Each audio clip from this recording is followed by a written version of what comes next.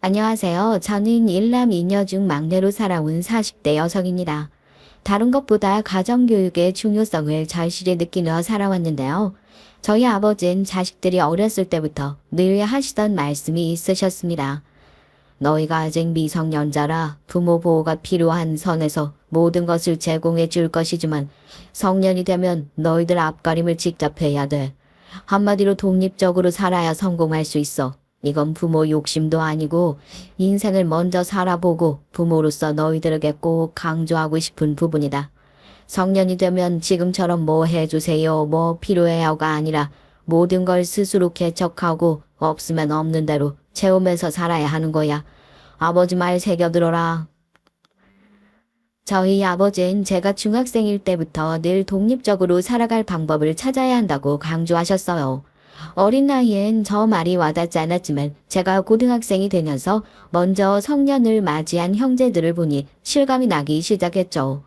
언니도 오빠도 공부를 제법 잘하는 명석한 두뇌를 가진 형제들이었어요. 졸업과 동시에 대학 입학을 했고 등록금을 제외한 모든 것을 스스로 벌어 공부를 했습니다. 어떻게 보면 매정하게 보일 수 있지만 아버지의 가르침이 분명 있다는 것을 저희 형제들은 알았기에 군말 없이 따랐죠. 또 한편으로는 부모가 자식에게 모든 것을 제공해야 한다는 의무도 없으니 말이죠.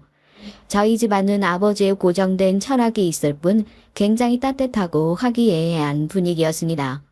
단 자식들이 독립적으로 잘 살아가려 노력할 때에 한해서 말이죠. 먼저 본인들의 삶을 개척하는 형제들을 보며 많은 생각이 들었어요. 막내인 저만 나이 터울이 있는 편이라 이미 졸업을 한 형제는 취업까지 했고 그 모습을 모두 고등학생 신분으로 지켜봤습니다. 하루는 서울서 대학을 다니던 친오빠가 집에 말도 없이 찾아와 아버지께 이런 말을 했어요. 아버지 어머니 이제 곧 졸업인데 졸업하고 바로 취업하기가 어려울 것 같아서 3개월만 저를 도와주실 수 없을까요? 아르바이트를 병행하면서 취업 자리로 구하자니 영 시간이 나질 않아서 이렇게 부탁드립니다. 적당한 생활비만 조금 도와주시면 좋을 것 같거든요. 어림없는 소리다. 더 큰 성인이 누구한테 생활비를 달라고 해? 더군다나 내가 쓸 생활비는 스스로 벌어야지. 왜 그걸 아버지한테 달라고 그래? 이런 모든 변수까지 다 책임지는 게 네 인생이고 앞가리 많은 거다. 살다 보면 지금 이 변수는 아무것도 아닐 정도로 큰 변수들이 찾아오는데 그럴 때마다 부모한테 찾아와 도와달라고 손 벌릴 거야? 너 스스로 알아서 해결하도록 해. 방법은 다양하다. 꼭 부모가 도와주는 것만이 방법이 아니야. 네, 아버지 저도 잘 알고 있습니다. 그런데 딱 3개월만 도와주실 수 있잖아요. 너무 힘들어서 그래요. 아버지는 너희들보다 더 굳은 상황에서도 어떻게든 살아냈다. 그래서 지금의 아버지 모습이 있는 거야. 겪었던 그 순간엔 죽을 것 같이 괴로워도 현명하게 스스로 해결하고 지나서 보니 아무것도 인생의 큰 발판이었어. 그러니 너희들도 부모한테 기대 버릇 하지 말고 독립적으로 살 생각을 해. 솔직히 아버지가 도와주실 줄 알았습니다. 큰오빠는 공부에 뜻이 있던 사람이라 졸업 후 바로 서울에 있는 대학에 갔고 기숙 생활을 하며 공부만 했어요. 졸업한 후 바로 취업이 어려웠던 것도 들어보니 조금 더 좋은 조건으로 가기 위해 신중했던 겁니다. 오라는 곳도 있었지만 말이죠.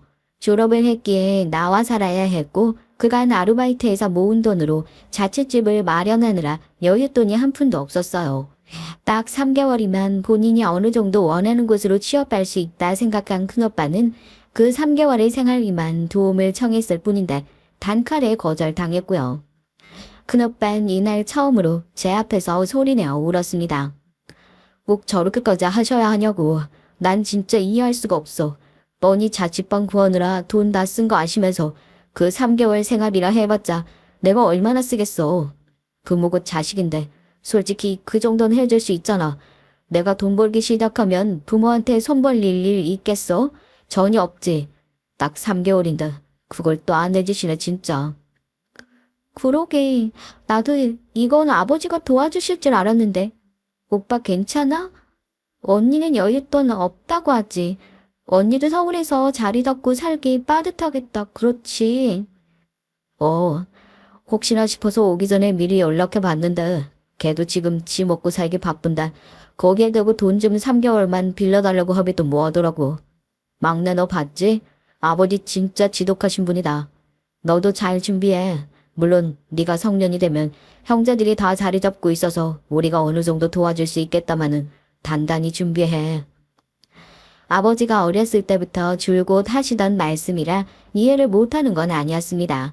다만 정말 큰오빠가 힘든 상황인데 도와주실 수 있지 않을까 하는 마음이 들었죠.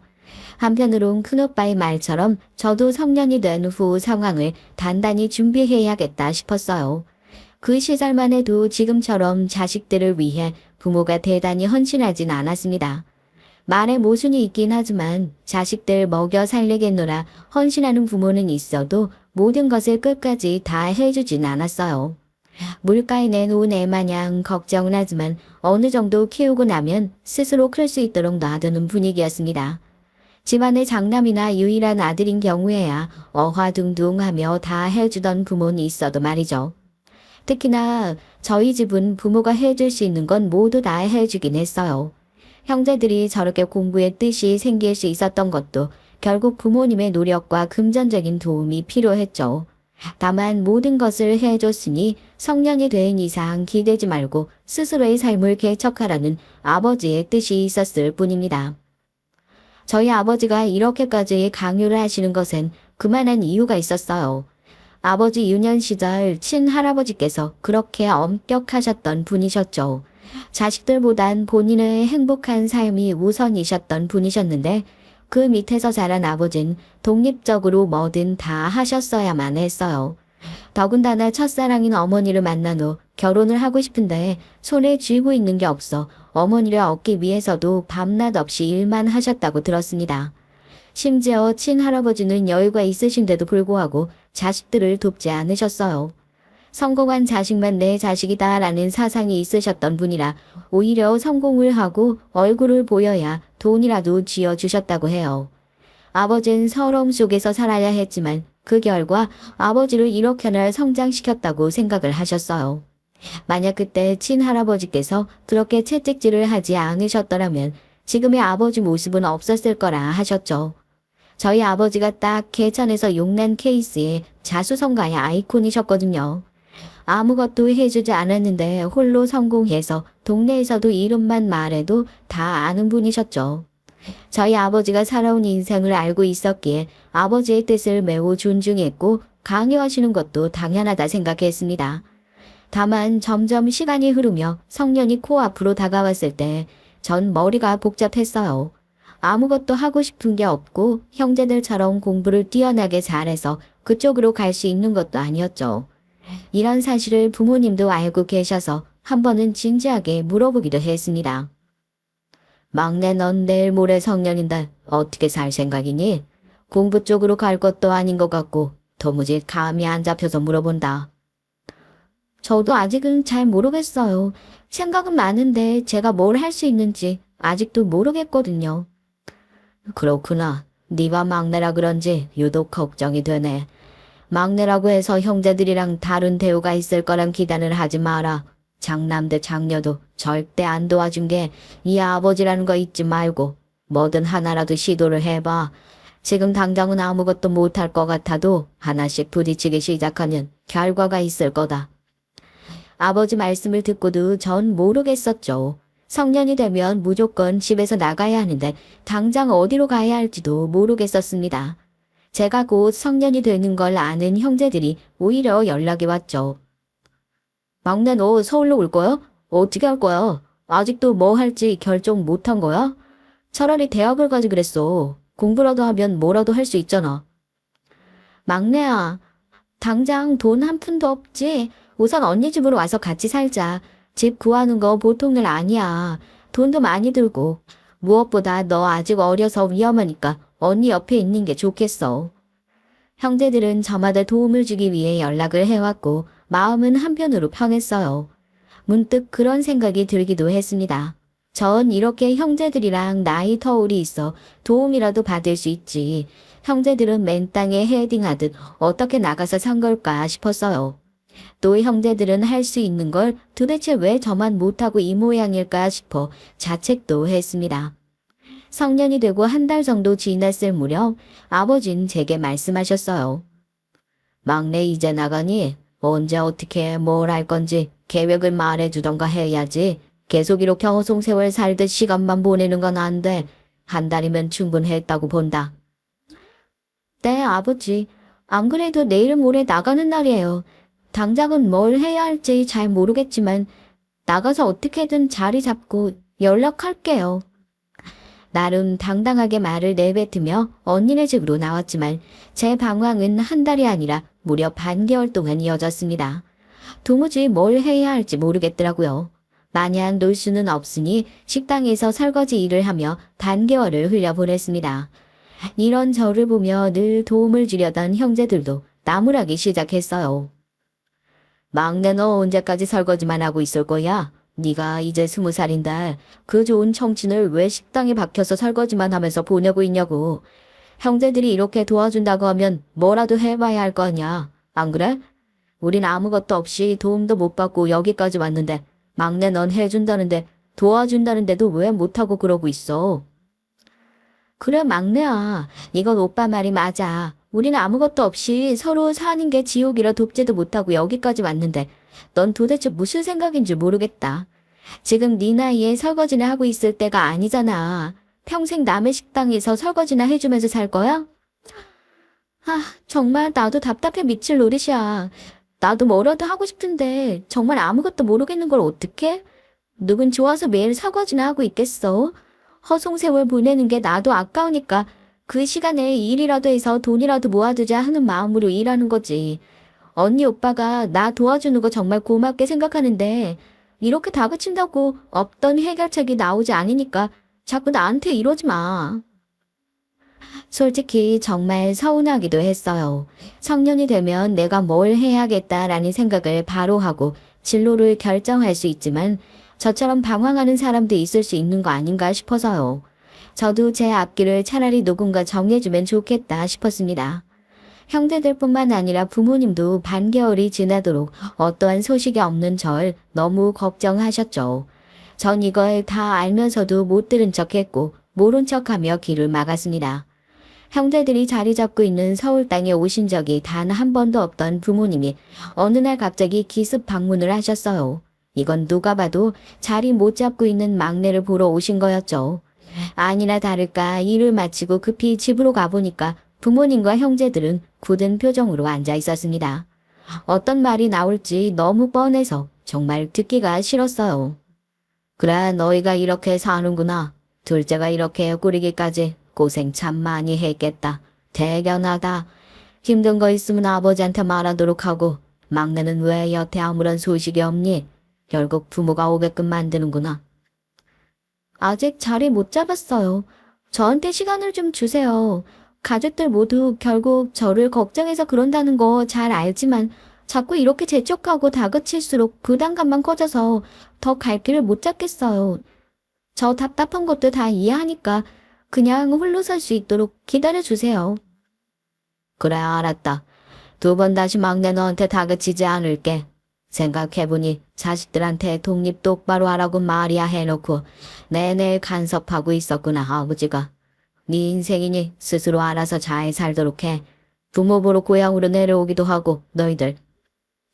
차라리 온 가족이 모인 자리에서 이렇게 말을 하고 나니 속이 다 시원했습니다. 오랜만에 정말 가벼운 마음으로 있을 수 있었죠. 부모님은 한참 동안 저와 언니가 사는 집을 둘러보셨고 옅은 미소를 보이셨습니다. 부모님이 가신 후 오랜만에 근처에 있던 친구를 만나 커피 한 잔을 하기로 했어요. 친구를 만나러 나가는 길에 지나다가 우연히 미용실에서 시선이 갔는데 저는 화들짝 놀라고 말았습니다. 미용실 안에서 머리를 하고 있던 여자 손님을 봤는데 눈길이 사로잡혀 아무것도 보이지도 소리가 들리지도 않을 정도였습니다. 너무 아름다운 인형 같은 여자가 앉아있는데 계속 힐끔거리다 저도 모르게 미용실 안으로 들어갔죠. 들어가서도 내내 그 여자 손님을 쳐다보고 있었어요.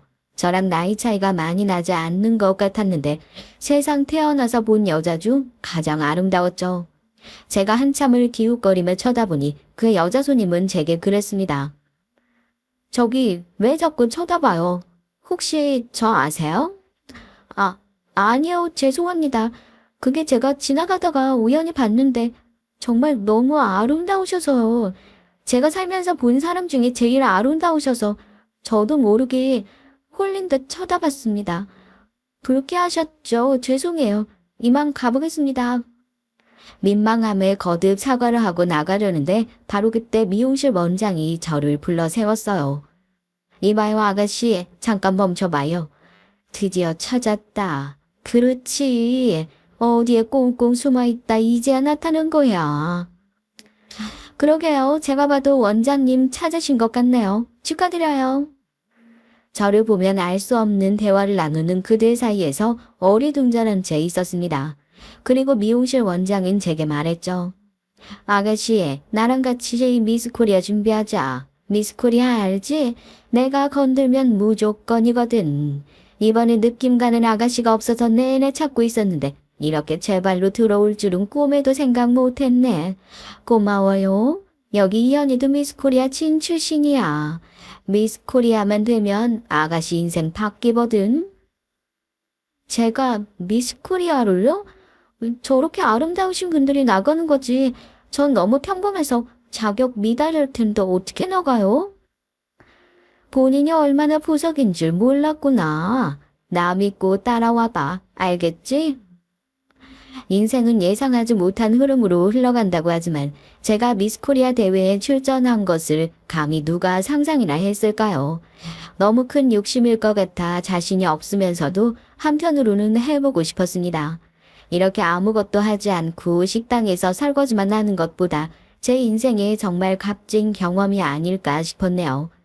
남들이 곱게 생겼다, 예쁘게 생겼다 라고 말을 해도 전 인사치레라 생각했지 스스로 빼어난 외모라고 생각해 본 적이 없었어요. 그래서 자신이 없었는데 미용실 원장님과 여자 손님의 말을 들을수록 뭔지 모를 자신감이 생기기도 했습니다. 실제로 여자 손님은 집안 자체가 매우 가난해서 여유가 없었는데 미용실 원장을 만나고 미스코리아에 나가서 좋은 결과를 얻으면서 인생이 바뀌었다고 해요. 이후부터 돈도 많이 벌고 차도 끌고 다니고 부모님께 용돈도 드리고 무엇보다 혼자 사는 집도 구했다고 했죠. 이 모든 말을 들어보니 실패하더라도 무조건 해보자는 마음이 들었습니다. 미용실 원장이 발굴해낸 미스코리아만 해도 셀 수 없었기에 전 준비하는 기간 내내 원장님의 말만 듣기로 다짐했죠. 그렇게 준비하게 된 미스코리아는 과정 자체가 정말 힘들긴 했어요. 대회 출전을 하기 위해선 신체 관리가 매우 중요했는데요. 건강하고 매력적인 신체를 유지하기 위해서 규칙적인 운동뿐 아니라 충분하고 일정한 수면 시간까지 내내 지켰습니다. 지금이야 다이어트 식단이라 해서 잘 나오지만 그 시절엔 그런 것도 없었어요. 그저 살 안 찌는 음식으로 죽지 않을 정도로만 겨우 먹고 버텨냈습니다. 제 가장 큰 문제 중 하나가 바로 자신감이 없다는 것이었는데요. 미스코리아는 대회를 준비하는 동안 내면적 성장과 마음가짐도 아주 중요했습니다. 자신감을 키우고 긍정적인 태도와 표정을 유지하는 연습도 쉴 새 없이 했어요. 이런 제 모습이 결국 대회 당일날 많은 점수를 받을 이유가 될 것이었기에 원래 그랬던 것처럼 모든 것을 흡수해야 했죠. 신체 관리와 내면 관리에 신경을 쓰면서 끝으로 무대 매너와 워킹 연습에도 많은 시간을 투자했습니다. 주목을 받으며 걸어가야 하는 큰 무대에서 모두가 제게 시선을 집중할 수 있도록 해야 했거든요. 제 몸매가 돋보이며 자신감을 표출할 수 있는 워킹 연습을 높은 하이힐을 신고 내내 했어요. 미용실 원장님의 특훈을 받으며 말이죠. 볼펜을 입에 불고 미소를 지으며 워킹을 하며 이때 허리 라인과 엉덩이 라인을 살리고 배에 힘은 꽉 주며 최대한 자연스럽게 워킹할 수 있도록 하루에 수백 번 수천 번도 더 워킹했습니다. 또한 워킹의 끝에는 무대에서 보여질 자연스럽고 여유로우면서 아름다운 표정이 필요했어요. 표정 연습을 하는 것도 쉽지 않았죠. 모두가 절 주목하는 그 짧은 순간에 전 관객들과 심사위원들에게 강한 저만의 인상을 남길 수 있어야 했는데요. 미용실 원장님의 지시에 따라 다양한 표정을 취하며 연습을 했습니다. 어느 정도 기본적인 부분 연습을 모두 완료하면 이제는 다른 연습들을 해야 했죠. 미스코리아라고 해서 외모만 보는 것이 아니라 지적 능력과 언변 능력도 보며 중요한 심사 요소 중 하나였습니다.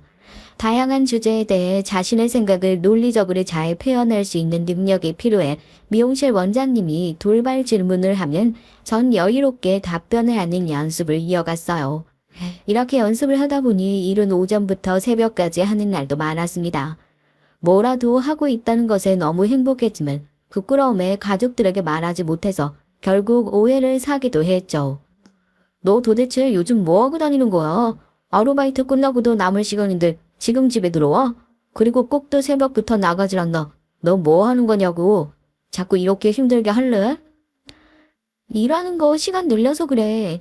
사람 하나 더 구한다는 거 그냥 내가 하겠다고 했어. 그게 지금 말이야? 너 진짜 뭐 거기에 뼈 묻고 설거지만 하면서 살 거야? 일을 줄이고 제대로 된 일자리를 알아봐야지. 뭐 하는 거야 정말. 언니가 걱정하는 거 다 아는데 저번에 아버지랑 우리 얘기했잖아. 나 좀 그냥 냅둬줘 제발. 미스코리아 준비를 한다고 솔직하게 말할까 싶다가도 확실히 된 것도 아닌데 설레 발치기 싫었습니다. 이런 제 마음이 결국 오해를 사고 말았죠. 언니 눈에는 제가 밤늦도록 놀러 다니는 철없는 막내 동생으로 보였을 거예요. 오해를 받는 게 억울하긴 했지만 언니 시선에선 충분히 그럴 수 있다고 생각해서 마음에 담아두지 않으려고 했어요. 이럴수록 제가 미스코리아에 나가 꼭 좋은 결과를 가져와야 한다는 욕심이 생겼고 이에 악물고 연습을 했습니다. 그래도 혼자가 아니라 능력자였던 미용실 원장님이 계셔서 의지하며 할 수 있었어요.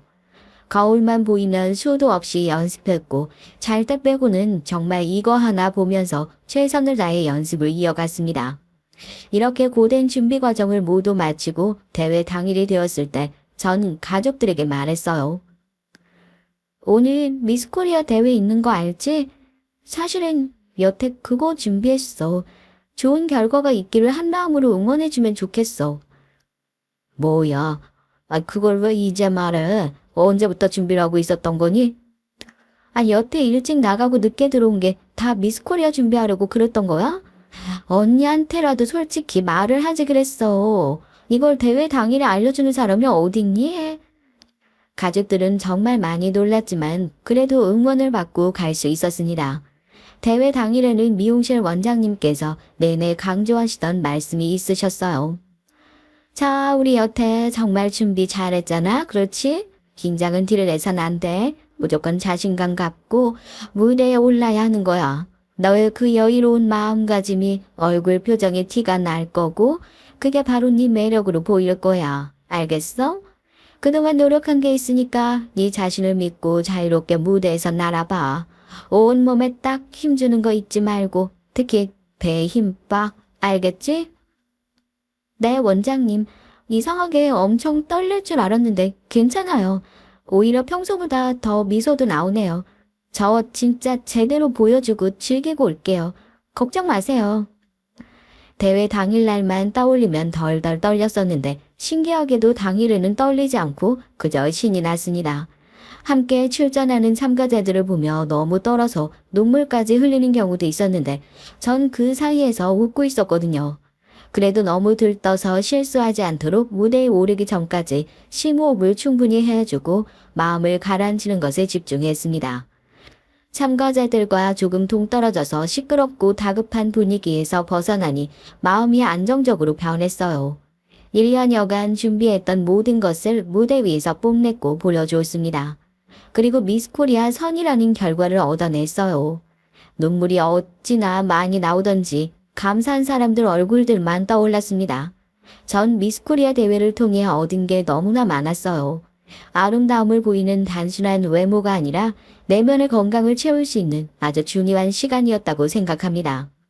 이후 제 삶은 미용실 원장님 말씀처럼 완벽히 바뀌었죠. 잡지, 표지, 모델부터 시작해서 각종 인터뷰와 탤런트의 삶이라 할 수 있을 정도로 늘 주목을 받았습니다. 신기하게도 지는 따로 있는데 선인 제가 더 바빴어요. 이 모든 것이 감사했고 신기해서 매 순간 최선을 다해 임했습니다. 종종 방송에 나가기도 하고 제가 방송에 얼굴을 보이는 날에는 저희 집안 경사였고요. 자식 자랑을 하는 줄 몰랐던 부모님은 내내 전화를 돌리며 자랑을 하셨죠. 그래 잘 지내지? 이번에 미스코리아 대회 봤냐? 거기 우리 막내가 이번에 선으로 딱 뽑혔지 뭐.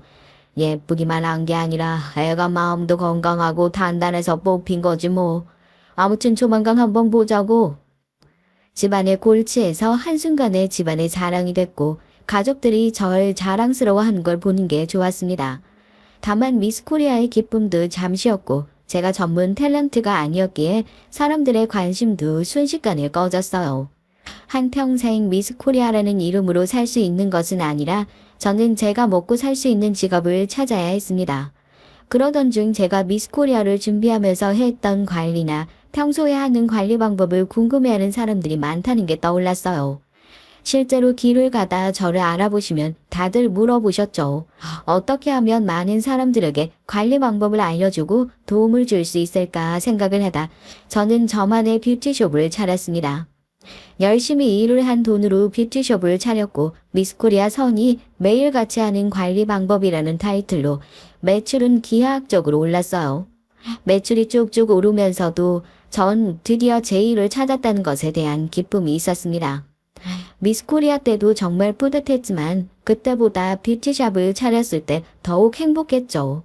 이제야 정착하고 쭉 일을 할 수 있는 제 직업이 생긴 것 같아서 말이죠. 뷰티샵을 차려 성공했을 때 저희 가족들이 가장 기뻐해줬고 주변 지인 영업도 많이 해줬어요. 샵 위치가 강남 노른자 땅이라 월세에 대한 부담 조금 있었지만 그만큼 매출이 높았거든요. 평생 만져보지도 못했던 돈을 만질 수 있게 됐고 이 공은 가족들에게 돌렸습니다. 제가 이 자리까지 올 수 있도록 키워주신 부모님과 성년이 된 후 자리 잡기까지 저를 돌봐준 형제들에게 돌렸죠. 점점 나이가 들어가니 형제들은 모두 가정까지 꾸렸고 이제 제게 남은 숙제는 바로 혼인이었습니다. 좋은 사람이 있다면 당장이라도 혼인하고 싶었지만 현실은 녹록하지 않았어요. 모두가 저를 보면 눈이 높을 것이라고 생각을 해서 쉽게 다가오는 이성도 없었고요. 그러던 중 지인의 소개로 우연히 그를 만나게 됐습니다. 그는 첫인상이 무척이나 따뜻하고 좋아서 꽤 긍정적으로 상황을 끌고 갔었어요. 한참 그와 대화를 나누던 중 직업 얘기가 나왔습니다. 전 의사예요. 의사 집안 출신이라 아버지와 함께 한 병원에서 근무하고 있어요.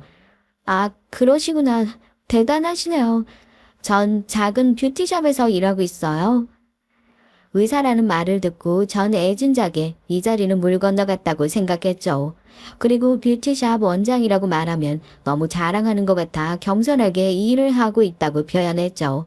제가 의사라는 말을 듣고 마음이 식어버린 것은 의사 집안 아들의 대를 이어 한 병원에서 부자가 근무를 하고 있다는 건 정말 잘 사는 집안임이 틀림없었죠. 그것도 강남에 있는 병원이었으니 분명 저 부자 집안에서 저를 싫어하실 게 보였습니다. 그래서 애초에 상처받을 거고 이뤄지기 어려운 관계라면 더 진전이 없기를 바랐어요. 마음조차 주지 않았고 대충 자리에서 대화를 나누다 먼저 일어섰습니다. 그런데 그날 이후 내내 그는 연락을 하며 끝없는 구애를 펼쳤어요.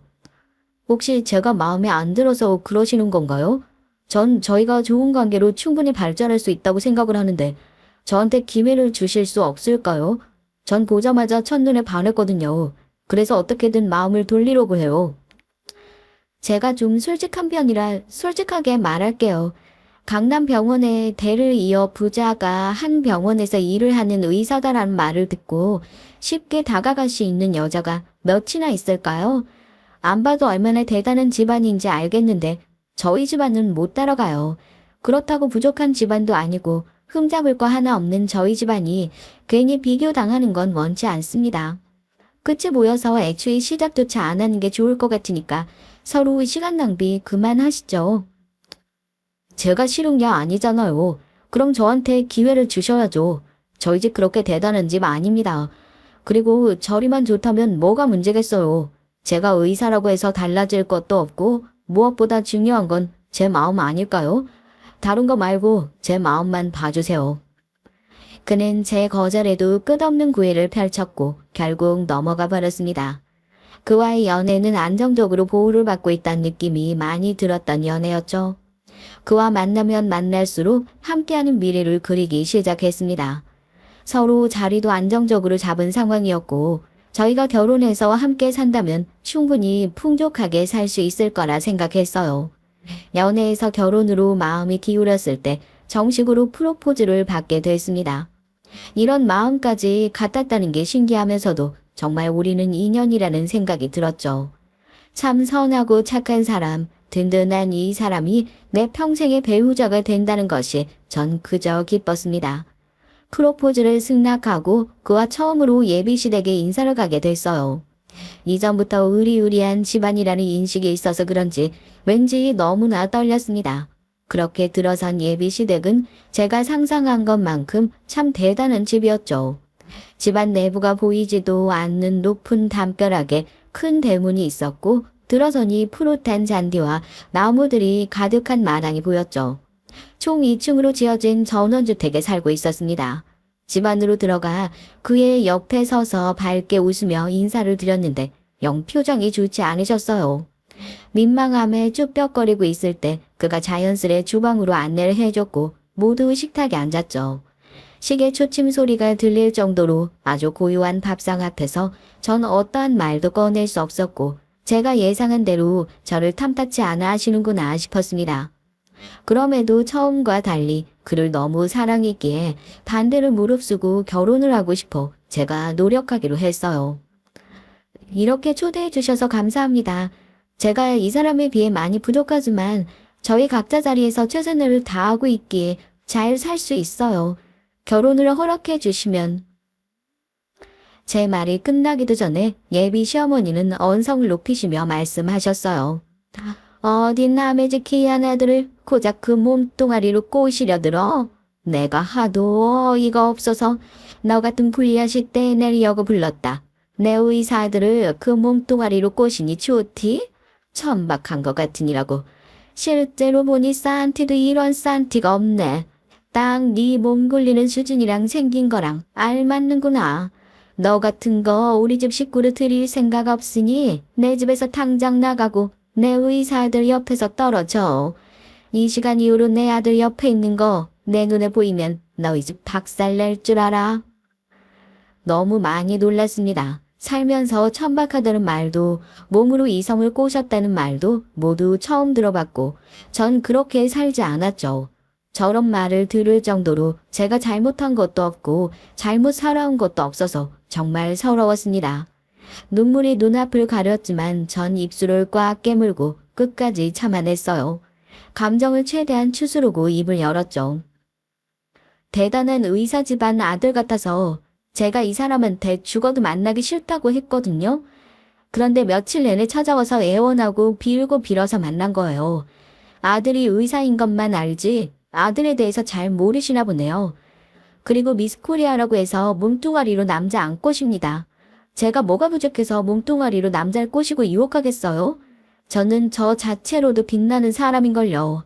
오늘 이렇게 말씀해 주셔서 너무 감사해요. 하마터면 이런 인성 바닥인 집안에 제가 며느리씩이나 될 뻔했지 뭐예요.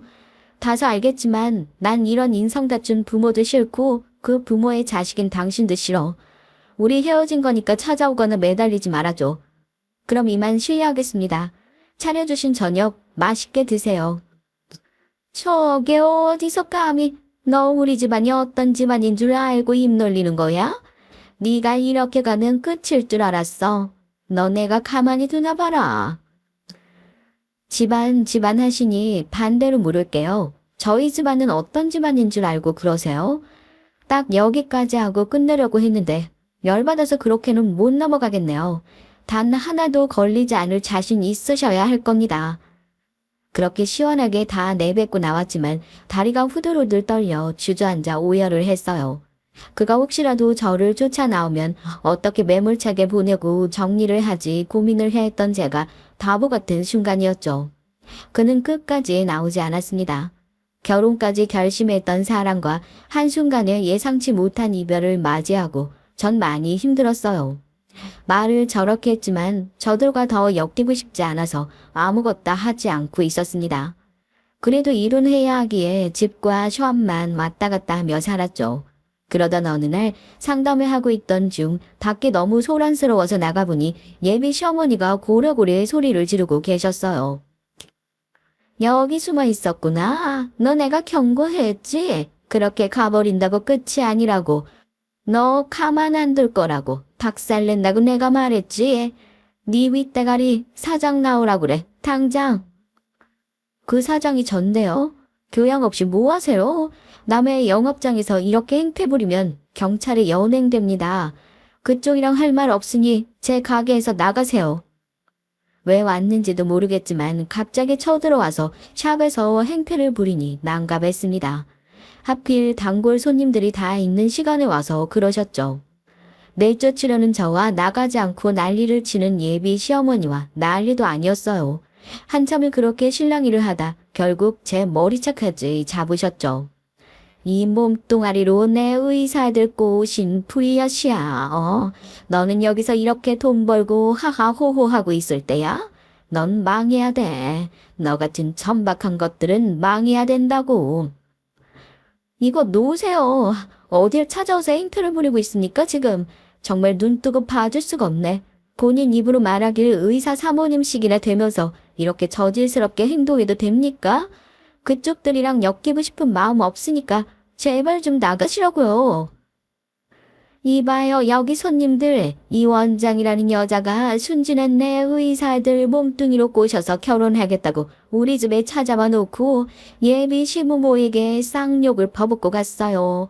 우리 집은 풍비박산 만들어 놓고 아무렇지 않게 살아가고 있는 걸 내가 눈뜨고 어떻게 보겠습니까?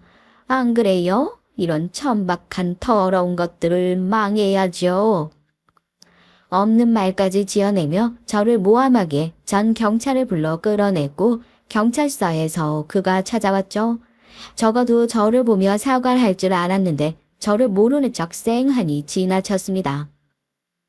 어머니 뭐하러 저 여자를 찾아가셨어요? 이제 안 만날 거라고 제가 말씀드렸잖아요. 저도 저렇게 몰상식한 여자인 줄 몰랐으니까요. 그날 어머니께 하는 행동 보고 정내미가 떨어져서 만나라 해도 못 만나니까 걱정 마시고 앞으로 저 여자랑 엮이지 마세요. 저는 순간 제 귀를 의심했어요. 그날 이후 전 이별의 아픔과 괴로움 그리고 예비 시어머니에게 들은 폭언으로 상처받아 힘든 나날을 보냈죠. 같은 마음으로 시간을 보내고 있을 거라 확신했던 그는 저와는 다른 마음에 되려 저를 탓하고 있다는 것에 충격을 받았습니다. 그럼에도 전 마지막으로 확실하게 확인하고 싶었어요. 당신 지금 한 말들 모두 진심이야. 진심이야. 내 어머니한테 두 번 다시 무리하게 굴지 마.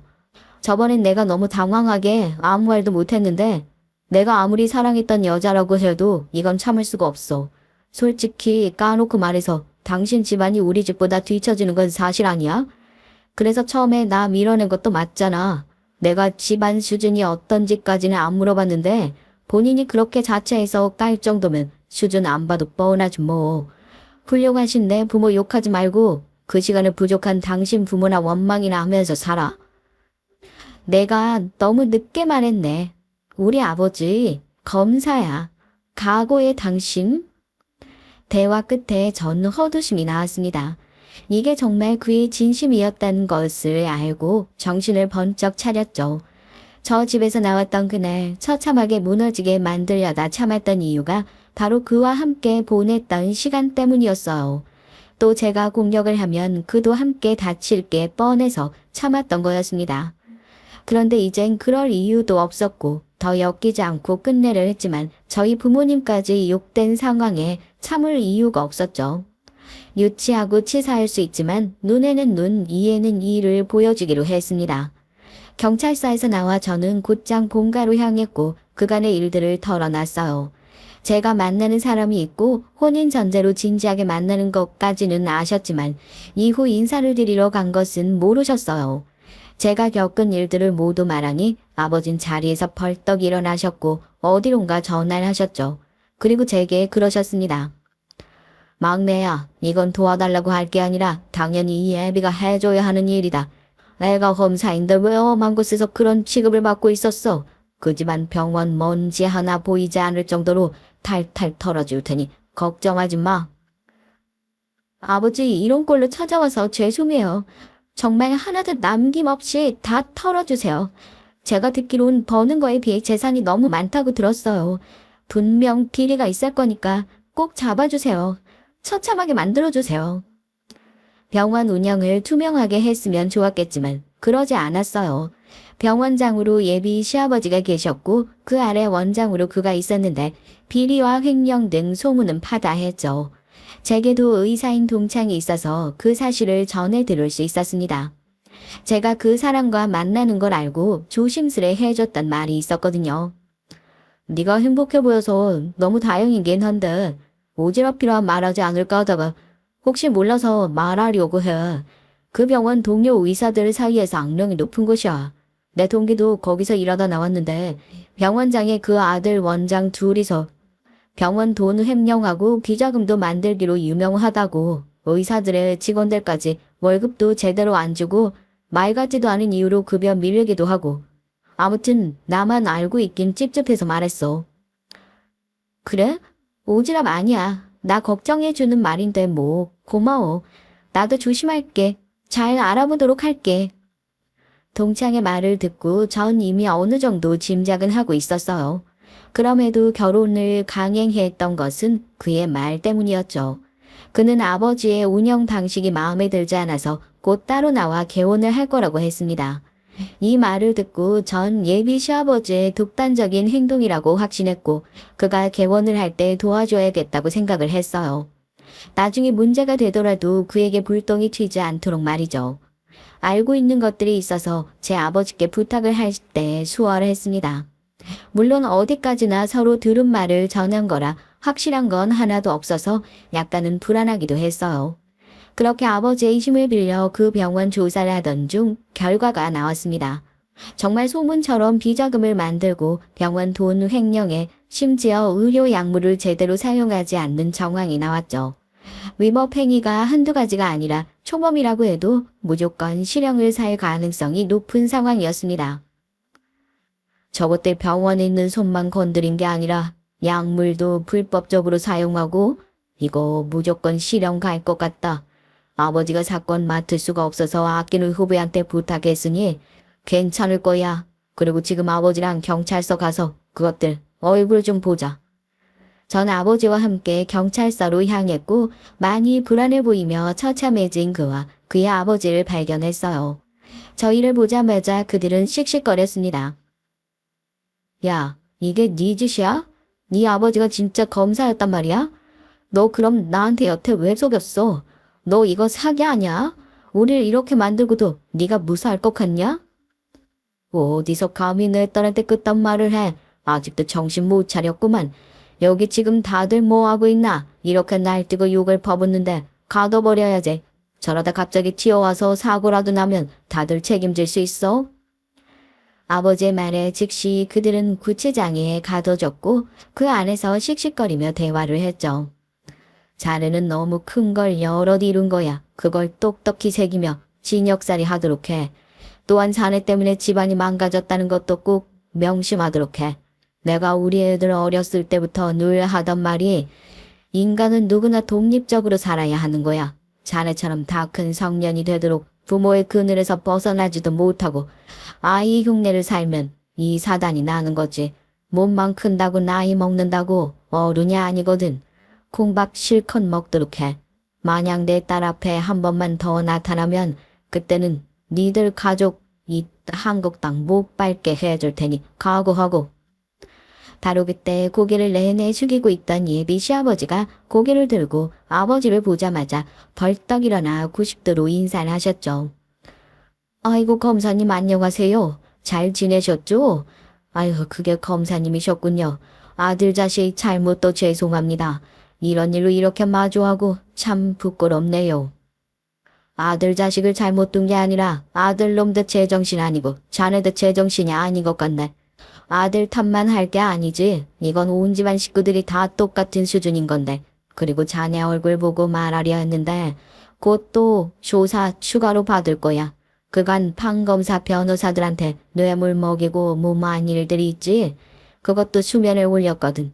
사람 대라고 주는 마지막 선물이니 잘 받게. 귀한 아들이랑 사이좋게 콩밥 잘 나눠 먹고. 예비 시아버지는 판검사 변호사 사자 들어가는 사람들에게 뇌물 먹이며 안 한 짓이 없으셨습니다. 그걸 너무 잘 알던 아버진 마지막 선물로 팡 터뜨리셨죠. 저희 아버지는 애초에 예비 시아버지를 취급조차 해주지 않으셨고 힘이 있다는 걸 알아 예비 시아버지는 늘 매달리는 입장이었던 거예요. 저도 이걸 알고 조금 놀랐는데 한편으로는 두 집안은 그야말로 지독한 악연이구나 싶었습니다. 시원하게 복수를 해주고 저희는 돌아왔고 처음으로 아버지께 이런 말을 들었어요. 우리 막내 이제 정말 다 컸구나. 그간 고생 많았다. 그래도 아버지가 아직은 힘이 있어서 우리 막내 도와줄 수 있다는 게 기쁘구나. 남들은 여자는 결혼해서 집에서 살림이나 하라고 하지만 아버지 생각은 다르다. 결국 남자든 여자든 자기 일을 하면서 돈을 벌고 능력이 있어야 자신도 가족도 소중한 사람들을 지킬 수 있는 거야. 너희들이 독립적으로 살길 바라는 마음 중 가장 큰 게 바로 성공해서 안정된 삶을 사는 거였다. 그래야 우리들이 먼저 떠나도 너희들끼리 편히 살 것이니. 아버지 정말 감사해요. 어릴 땐 너무 독하셔서 미웠던 순간도 있었지만 지금 와서 생각해보니 성공한 전 아버지가 만들어주신 모습이라고 생각해요. 저희 가족은 이번 일로 더욱 끈끈해졌고 한결 부드러운 분위기가 됐어요. 이후 저는 제 일을 하는 것에 열중하며 살았고요. 그들은 죗값을 치르며 콩밥을 열심히 먹고 있었습니다. 뷰티샵이라 거의 항상 여자 손님만 오는데 신기하게도 남자 손님이 오신 거예요. 교사라고 하던 그와 대화도 잘 이어지고 재미있었습니다. 무엇보다 본인을 가꿀 줄 아는 남자라는 것에 눈길이 갔고요. 큰일 치른 지 얼마 지났다고 새로운 남성이 마음에 들까 싶어 스스로 웃기도 했지만 사람 마음이라는 게 어디 마음대로 흘러가나요? 무엇보다 이전보다 더 확실한 느낌이 와서 전 이 관계를 이어가고 싶었습니다. 그와 대화를 나누고 숍에서 관리를 해주고 그러다 자연스럽게 사적으로 만나게 됐죠. 그의 다정함과 따뜻함에 반했던 전 연애를 하는 내내 행복했습니다. 전 그런 그와 결혼이 하고 싶어졌어요. 그래서 제가 있던 일을 솔직하게 모두 고백했습니다. 난 이제 당신이랑 결혼하고 싶어. 그래서 할 말이 있어. 사실 이전에 만났던 사람과 결혼까지 생각했다가 파혼했어. 그 집에 인사를 드리러 갔는데 대단한 의사 집안에 천박한 것이 왔다고 몸뚱아리로 의사 아들 꼬셨다고 막말을 퍼붓더라고. 정리를 그 자리에서 했는데 이후에 우리 숍까지 찾아와서 난동 피우고 결국 우리 아버지 도움받아서 위법행위 한 것들에 대해 죗값 치르게 해줬어. 파혼도 보통 파혼이 아니고 이렇게 지독한 결말인데 이런 나와도 결혼해줄 수 있어? 역시 멋있어. 당신은 가녀리고 참 고운데 내면은 강단 있고 단단해서 내가 참 좋아하는 거야. 난 당신이랑 만날 때부터 결혼할 생각으로 만났는데 더 말이 필요해. 어려운 얘기 나한테 해줘서 고마워. 모든 걸 시원하게 고백해도 저를 감싸주고 멋있다 해주는 이 남자랑 결혼을 하게 됐습니다. 현재는 남편과 저를 닮은 아이 둘을 낳고 살고 있어요. 출산 후에 예전 미스코리아 때처럼 빼어난 외모와 몸매는 사그라지고 펑퍼짐한 아줌마가 되어버렸지만 그래도 여전히 예쁘다는 말을 해주는 남편입니다. 그때 남편을 만나지 않았더라면 전 지금쯤 어떻게 살고 있을까 문득 요즘 그런 생각이 들곤 해요. 누구든 제 짝은 있다고 하는 것처럼 정말 인생의 동반자이자 제 짝을 만나서 잘 살아가고 있어요. 제가 부모님 나이쯤 되니 세상을 보는 시선도 더 달라지고 자식도 낳고 키우다 보니 아버지의 독한 마음이 이해가 완벽하게 됩니다. 한 부분에서만 유독 엄격하셨던 아버지도 손주들 앞에서는 재롱을 부리는 할아버지로 그렇게 살아가고 있네요. 제게 큰 상처를 줬던 그들의 소식은 안 듣고 싶어도 가끔 의사 동창을 통해 들리곤 하는데요. 지금은 지방 동네에 내려가 병원을 개원해서 운영 중이라고 들었습니다. 그런데 거기서도 의료사고인지 환자들 컴플레인이 끊이지 않고 있어서 한 달이 넘도록 운영을 안 하고 있다고 하더라고요. 그렇게 대단한 집안이고 부잣집이라고 내세우던 그들의 한순간에 폭삭 망했다는 게 솔직히 통쾌하기도 합니다. 그런데 제가 이렇게 행복하게 잘 살고 있기도 하고 원망도 미움도 사라진 지 오래라 그런지 이제는 그만 사람답게 좀 멀쩡히 살기를 바라기도 해요. 전 앞으로도 저희 가정을 잘 지켜가며 행복하게 살려고 합니다. 긴 글 읽어주셔서 감사합니다. 안녕하세요. 저는 곧 태어날 공주님까지 포함한 두 아이의 엄마이자 30대 후반의 핸드메이드 쇼핑몰 운영자입니다. 나름 입소문이 나서 매출을 꾸준하게 올리고 있어요. 물론 저의 본업은 아니지만요. 어머니께선 언니나 남동생처럼 회사 일을 배워보기를 원하셨지만 전 책상 앞에 앉아서 컴퓨터만 주구장창 보는 일은 못하겠더라고요. 그래서 친정 어머니께선 차라리 공방을 하나 운영하는 것이 어떻겠냐고 하시면서 건물의 한쪽을 내어주셨고 전 인테리어부터 시작해서 공방 내부 하나하나를 정성스럽게 꾸몄죠. 지금의 남편을 만난 것도 이때였습니다. 남편은 실내 인테리어를 전문적으로 하는 디자이너로 저의 공방을 책임져 주었죠.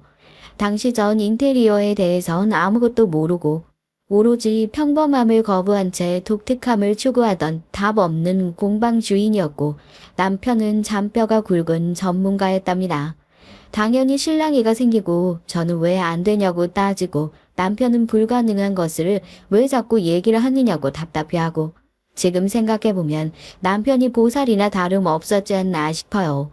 진상 고객을 끝까지 참아주고 가능한 범위 안에서 해결책을 제시해 주었거든요. 그렇게 만난 것이 인연이 되어 남편과 전 그 이후에도 의외의 장소에서 자주 부딪히게 됐답니다. 핸드메이드 관련 이벤트와 마켓에서 말이죠. 자꾸 보면 정든다고 그렇게 마주치다 보니 같이 밥 먹고 영화도 보고 유명 전시회도 가고 멀리 바람도 쐬러 다녀오고 그렇게 저희는 연애를 시작했죠. 물론 시작부터 쉽지는 않았습니다. 친정 어머니가 아주 기를 쓰고 말리셨거든요. 남편과 제가 10살이나 나이 차이가 나기 때문이기도 했지만 더 큰 이유는 따로 있었습니다. 남편에겐 전초와의 사이에 1살 된 아들이 있었고 그 아이를 남편이 키우고 있었기 때문이죠. 남편이 그 사실을 숨긴 적도 없거니와 데이트를 할 때 아이랑 함께 만났거든요. 물론 친정어머니 마음을 모르는 건 아니었습니다. 남의 자식을 키운다는 것이 쉬운 일은 아니었으니까요. 그렇다고 잘 해낼 수 있다는 자신감이나 아니면 별것 아니라고 생각하는 것도 아니었어요. 저도 고민이 많았습니다. 하지만 남편이 워낙 성실하기도 했고 저와 아이가 잘 지내다 보니 친정 어머니의 마음이 조금씩 움직이셨고 결국엔 결혼을 허락해 주셨죠. 지금은 저보다도 남편을 더 많이 의지하는 것 같아 질투가 날 정도랍니다. 시댁은 제가 너무 어린 것이 걱정스러웠지만 그래도 싹싹하고 아이와 잘 지내는 것 같아 안심이라고 하시면서 흔쾌히 허락을 해주시더라고요. 그렇게 전 남편과 나름 어려운 고비를 넘기며 결혼에 꼴이 날 수 있었죠. 그런데 결혼을 준비하면서 느꼈지만 동서가 참 이상한 사람이더라고요. 남편에겐 2살 차이가 나는 남동생이 있었는데요. 당연히 저보다도 나이가 많은 동서였죠. 동서는 제가 처음 인사를 갔을 때부터 좀 이상하더라고요. 첫인상에 이렇게까지 나쁜 사람은 처음이었거든요. 아주 머리부터 발끝까지 나 명품 사랑해요 라고 붙여둔 사람처럼 어디 하나 빠지는 것 없이 휘감고 있더라고요. 그 흔한 머리핀까지 말이죠. 근데 그게 또 조잡해서 명품을 이렇게 두르고도 없어 보일 수 있구나 싶은 생각이 들었습니다. 동서는 저를 힐끔 보더니 기분 나쁜 미소를 지으면서 고개를 끄덕이더라고요. 그래도 첫 인사 자리인데 싶어서 억지로 미소를 지으며 마주봤죠. 그날은 서로 한마디도 섞지 않았습니다. 하지만 집을 나서면서 전 솔직하게 남편에게 동서에 대한 첫인상이 좋지 않다고 고백을 했어요. 남편은 한숨을 내쉬며 되도록 부딪히지 않는 것이 좋겠다고 하더라고요. 그게 무슨 의미야? 동서한테 내가 조심스럽게 행동해야 할 이유가 있어? 내 동생이 대리일 사위로 들어간 건 알고 있지? 사돈이 아버지 공장의 제일 큰 고객이기도 해서 좀 성격이 유별나도 가족들이 아무 말 못하고 있거든. 남편은 제 성격에 부딪힐 것은 불보듯 뻔한 일이지만 그래도 너무 날카롭게 반응하지 말라며 당부했죠. 전 말로는 대답을 했지만 만약 저한테 이상하게 굴면 가만히 있지 않겠다는 생각을 하고 있었습니다.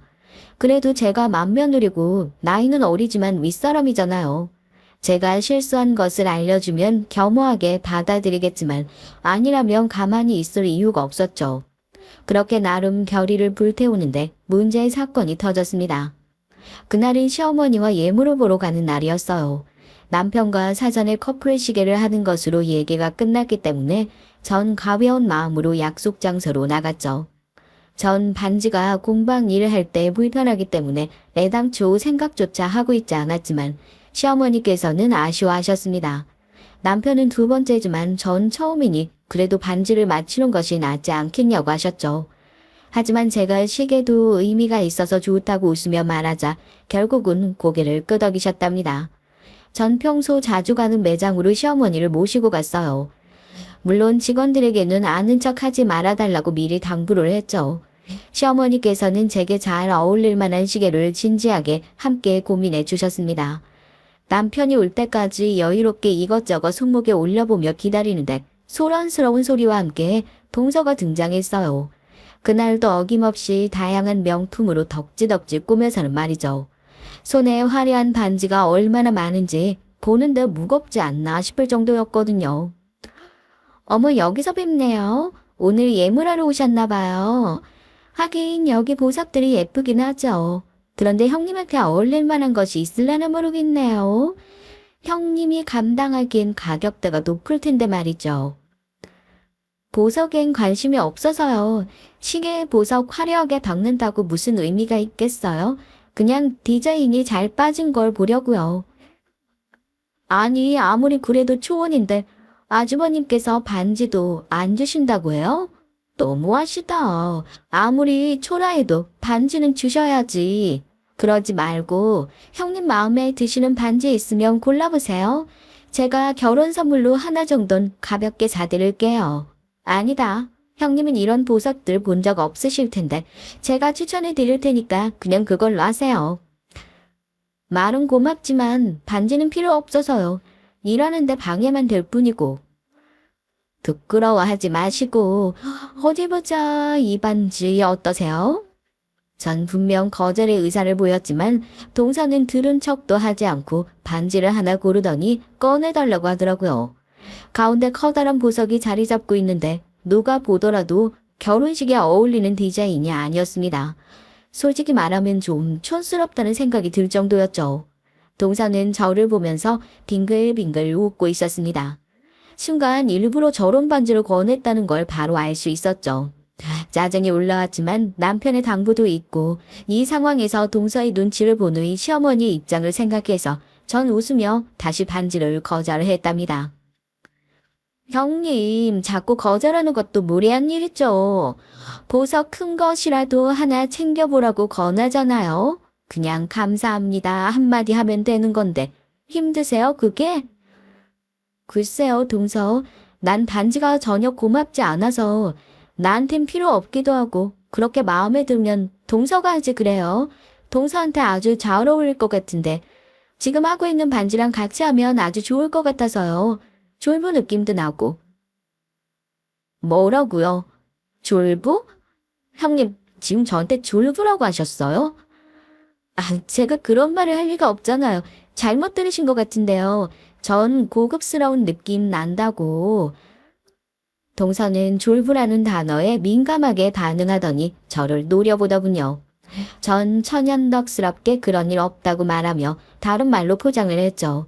하지만 주변 사람들이 저희 얘기를 들은 모양인지 다들 웃음을 참는 것이 보였습니다.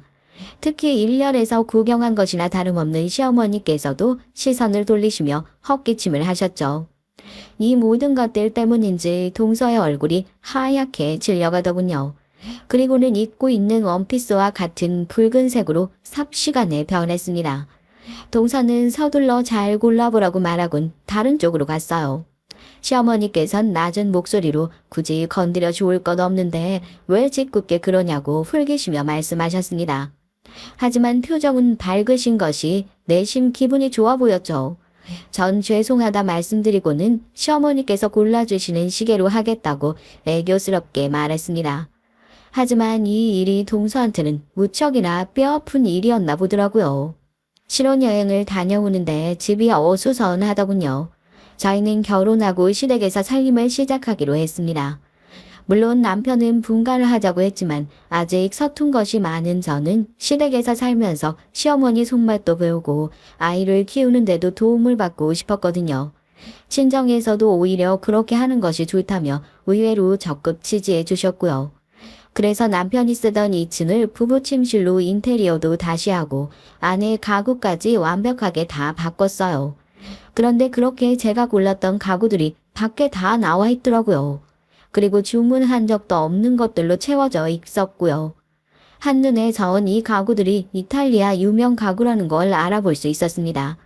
이 브랜드는 친정 어머니의 최애 브랜드로 저희 집 안방도 이 가구로 되어 있었거든요.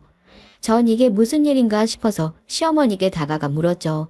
시어머니께서도 당황스럽다는 얼굴로 이게 무슨 일인지 모른다고 답하셨습니다. 하지만 의문은 곧 해결됐어요. 동서가 웃으면서 차에서 내리더라고요. 어머 형님 벌써 오셨어요? 신혼여행을 갔다고 하시더니 어떻게 이렇게 금방 오세요? 못해도 유럽은 다녀오셔야 신혼여행인데 제가 다 아깝네요. 저나 그이나 하고 있는 일이 있으니까요. 우리가 노는 사람들도 아니고 자리를 길게 비울 수가 없잖아요. 그런데 이게 다 무슨 일이에요, 동서? 형님 신혼방을 봤는데 너무 없어 보이더라고요. 이런 말까지 하긴 좀 그렇지만 디자인도 구리고 색감도 엉망이고 무슨 거지들이 사는 방 같게 제가 동서된 사람으로서 그냥 넘어갈 수가 있어야죠. 동서의 말에 혈압이 바로 오르더라고요. 한번 해보자는 의미인가 싶기도 했고요. 전 치밀어 오르는 화를 누르면서 얼마 전에 새로 구입한 가구며 남편과 제가 충분히 의논해서 결정한 것이라고 말했죠. 하지만 동선 막무가내더라고요.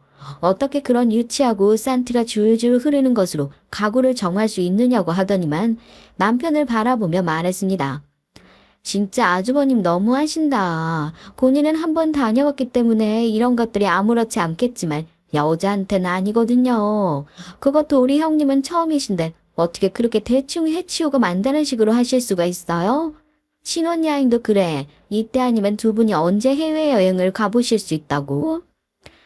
동서, 말 참 이상하게 하네요. 그리고 내가 언제 동서더러 신경 써달라고 한 적 있어요. 왜 말하지도 않은 걸 오지랖 떨면서 나서세요? 제 말에 동서가 잠시 흠칫 몸을 떨더니 절 똑바로 바라봤습니다. 저 역시 지고 싶은 마음이 없었기 때문에 같이 노려봤죠. 아마 그동안 다른 사람들은 동서의 말에 다 따르기만 했던 것 같은데 전 절대 그렇게 넘어가고 싶지 않았거든요. 한동안 그렇게 눈싸움을 하다가 갑자기 동서가 피식 웃으면서 눈을 아래로 내렸습니다. 그러면서 초라하게 보이도록 하고 싶지 않아서 나섰다니 괜히 욕만 먹었다고 하더군요. 그리고는 어깨를 으쓱거리며 그래도 자신이 선물을 했으니 이왕이면 좋은 것으로 바꾸라고 했어요. 당연히 동서가 준 가구가 고급인 건 알고 있었죠. 좋은 것으로 바꾸는 것이 낫지 않겠냐는 동서의 말도 틀린 건 아니었습니다. 그런데 이 상황에서 동서가 주는 것을 받으면 뭔가 자존심이 상할 것 같았거든요. 좋은 마음으로 준 것도 아닌데 그걸 넙죽 받기가 애매하기도 했고요. 남편과 시어머니께선 초조한 얼굴을 하고 저를 바라보셨습니다.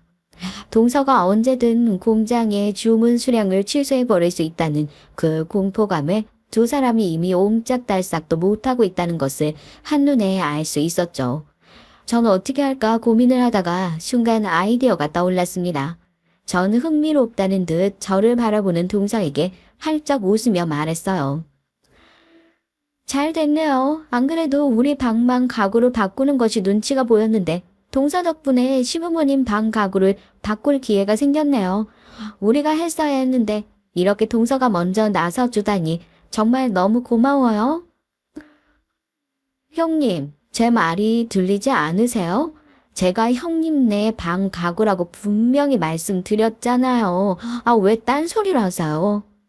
그런데 우리 방은 이미 신혼방으로 준비가 다 되었는데 이제 와서 바꿀 순 없잖아요. 번거롭기만 하고 그러니까 동서가 큰맘 먹고 시부모님 방을 바꿔줬다고 생각해 주세요. 제 말에 동서는 더 이상 대꾸할 말을 찾지 못했다 싶었는지 입을 달싹거리다 휑하니 가버렸죠.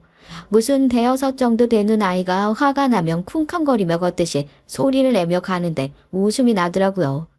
그 이후 전 사람을 시켜 시부모님 방을 새롭게 꾸몄답니다. 물론 그런 제 행동을 조마조마한 마음으로 남편과 시어머니께서 보고 계셨지만요. 동서와의 신경전은 이렇게 시작됐습니다. 점점 규모가 커진 것은 물론이고 사사건건 시비였죠. 그러다 전 그냥 듣고 넘길 수 없는 소리를 듣게 됐어요. 조부모님 제사라 집에서 한창 제사 준비로 바쁜 날이었습니다. 준비성이 철저한 시어머니께서 그럴 리 없는데 식용유가 떨어졌다고 하셔서 급하게 심부름을 다녀오고 있었어요. 집 근처에서 큰 소리로 전화를 하고 있는 동서가 보였죠. 어찌나 큰 소리로 웃으며 얘기를 하는지 지나가는 사람들이 한 번씩은 힐끗 바라볼 정도였습니다. 당연히 제 귀에도 명확하게 들리더라고요. 저는 숨죽이고 동서의 대화에 신경을 쏟았어요. 딱히 이유는 없었지만 궁금하잖아요. 무슨 소리를 할지 말이죠. 형님이라고 나이도 어린 것이 눈 똑바로 뜨고 덤비는데 할 말이 없더라고. 이걸 어떻게 자근자근 밟아주지? 입고 다니는 꼴을 봐선 이전 형님처럼 개털인 것 같은데 뭐가 그렇게 당당한지 할 말 다 하는 거 있지? 휴지. 안 그래도 자꾸 눈에 거슬리면 이전 형님한테 했던 것처럼 해볼까 싶어. 한 번이 어렵지 두 번이 어렵겠어. 괜찮아. 내가 꾸민 거 알면 뭐. 이미 이혼했고 각자 갈 길 갔잖아. 그럼. 들었지. 원래 좀 이상했잖아. 내가 뭐라 말만 하면 겁을 잔뜩 먹어선 내가 뭘? 이전 형님이 잘못한 거지. 안 그래도 아기 때문에 스트레스 받는데 입덧이 무슨 소리야. 감히 내 앞에서 입덧을 해? 자기 무덤 자기가 판 거야. 그래. 잠깐이지만 전 비명을 지르고 싶은 것을 겨우 참고 조심스럽게 발걸음을 옮겼습니다. 걸어가는데 등에서 소름이 돋으면서 머리칼이 쭉 뼈타고 서는 기분이었죠. 결혼 전에 데이트하면서 남편에게 이혼한 이유를 그렇게 물었지만 단순한 성격 차이라고만 하더라고요. 자신도 잘 모르겠다고 하면서요. 전 통화 처음에 밟아주겠다는 등 이전 형님에게 했던 것처럼 해주겠다는 등의 말을 떠올리며 조심해야겠다는 생각이 들었습니다. 집으로 들어갔더니 한창 제사 음식 준비 중이시던 시어머니께서 놀란 눈을 하고 저를 보시더라고요. 나가서 무슨 일이 있었느냐고 말이죠. 잠깐 나갔다 왔는데 안색이 확 달라졌다며 걱정을 하셨죠. 전 차마 방금 들었던 얘기를 말하지 못했어요. 제가 제대로 좀 더 알아봐야겠다 싶었거든요. 그래서 아무렇지도 않은 척 하는데 벨이 울리며 동서가 들어왔죠. 동서는 제사 음식 준비하는 것을 빙 둘러보더니 몇 개 음식을 먹고는 고개를 끄덕이더라고요. 그러면서 시어머니께 음식이 저번보다 간이 좋다며 집에 갈 때 조금씩 가져가도 되겠다고 하더라고요. 전 어처구니가 없었지만 엿들었던 전화를 떠올리며 아랫입술을 깨물었습니다. 살짝 녹음 못했던 것이 후회가 되더라고요. 형님은 오늘따라 말이 없으시네요. 그런가? 음식 배운다고 정신이 좀 없어서요.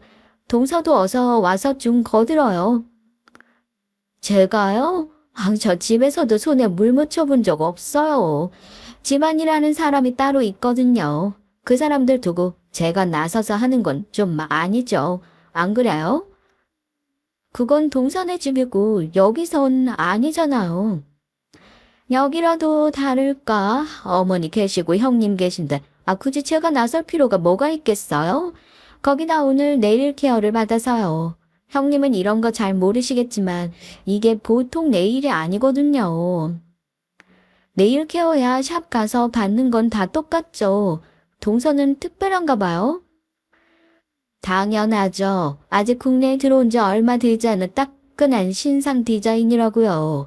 이걸 하려고 얼마나 돈을 들여 예약을 했는데 연예인들 손만 전문적으로 한다는 곳에서 했다고요. 이런 고운 손에 음식 기름이나 양념 따위 묻힐 수는 없죠. 그러니까 오늘은 형님이 좀 수고하세요. 어머, 그런데 형님, 그 앞치마 너무 잘 어울린다. 평생을 딱 그 패션으로 살 사람처럼 너무 찰떡이시네요. 동서는 기분 나쁜 웃음을 크게 지으며 승리자처럼 고개를 쳐들고 주방을 나갔습니다. 마음 같아선 당장 따라 나가서 머리채를 잡고 흔들고 싶었지만 오늘은 참자. 저 사람이 무슨 짓을 저질렀는지 잘 알 때까지 참자고 중얼거리며 가만히 주먹만 3개 쥐었습니다. 시어머니께선 잘 참았다고 하시면서 제 등을 쓸어 내리셨어요. 전 시어머니께 저렇게 방자하게 굴고 있는데 왜 참으시냐고 물었죠. 시어머니께선 시아버지 공장 얘기를 꺼내시며 최근 몇 년간 공장이 상당히 어려웠는데도 지금까지 직원들 월급 줄 수 있는 이유가 다 동서네 집안 덕분이라고 하더군요. 그래서 어쩔 수 없이 이렇게 지는다고요. 동서네 집안에서 나 몰라라 하는 순간 공장은 당장이라도 돌아가는 기계를 중지시킬 수밖에 없다고 한숨마저 내쉬셨죠. 동서네 집안에서 소개시켜준 업체가 70%가 넘는다는 말은 저는 그동안 장기적으로 계약을 맺어온 곳은 없느냐고 물었습니다. 있었는데 그곳에서도 다들 경기가 어려우니까 다른 곳에 흡수되기도 하고 폐업 절차를 밟기도 하고 그러다 보니 지금 상황까지 왔어. 우리처럼 작은 기업들은 버티기가 어려웠잖아. 요 몇 년간. 얘기를 하시면서도 몇 번이나 한숨을 내쉬는 시어머니를 보는데 마음이 아프더라고요.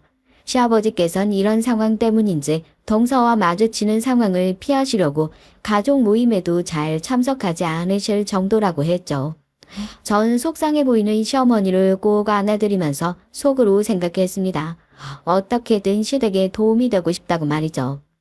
조부모님 제사는 금방 끝이 났습니다. 제사 내내 동서는 의자에 다리를 꼬고 앉아서는 경건하게 제사를 치르는 가족들을 비웃는 듯이 한숨을 내쉬었어요. 껌을 씹는 소리는 옵션이었고요. 남편은 치밀어 오르는 화를 참아가며 동서가 있는 방향으로는 고개도 돌리지 않았어요. 서방님께선 가족들 분위기에 위축되셨는지 고개 한번 제대로 들지 못하셨고요. 그렇게 제사가 끝나자마자 서방님께서는 매일 일찍 출근해야 한다면서 동서를 재촉했습니다. 당연히 동서는 자신이 일찍 출근하는 것도 아닌데 왜 서둘러야 하느냐며 서방님께 따지듯 말했고요. 서방님은 사색이 되다 못해 얼굴이 흑빛으로 변하기까지 했습니다. 하지만 더 문제는 서방님보다 더 불편하다는 얼굴로 앉아 계시는 시부모님들의 안색이 점점 더 나빠지셨죠. 반복되는 재촉에도 동서는 아쉬운 듯 입맛을 다시고는 서방님께 짜증을 내며 자리에서 일어났어요. 문제는 그것만이 아니었습니다. 갑자기 동서가 가족여행을 가자고 하더라고요. 남편에게 물어보니 그동안 가족여행은 남편과 시부모님이 함께 다녀왔다고 하더군요. 그래서 이번엔 당연히 그런 줄 알았다고 하면서 갑자기 무슨 바람이 불었는지 모르겠다고 하더군요. 전 동서에게 이미 일본 온천 여행을 계획하고 있다고 말했죠. 저한테 말도 없이 지금 가족여행을 계획하셨다는 말씀이세요?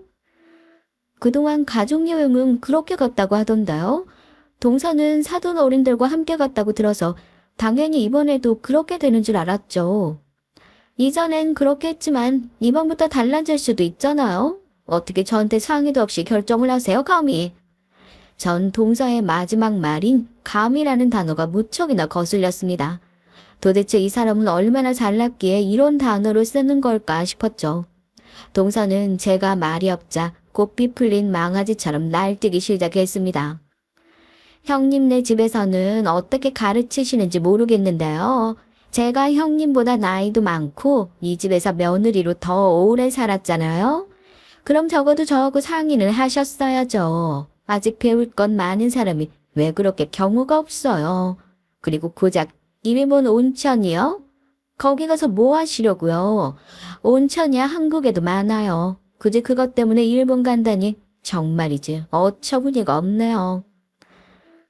그렇게 따지면 어딜 가든 같은 거 아니에요?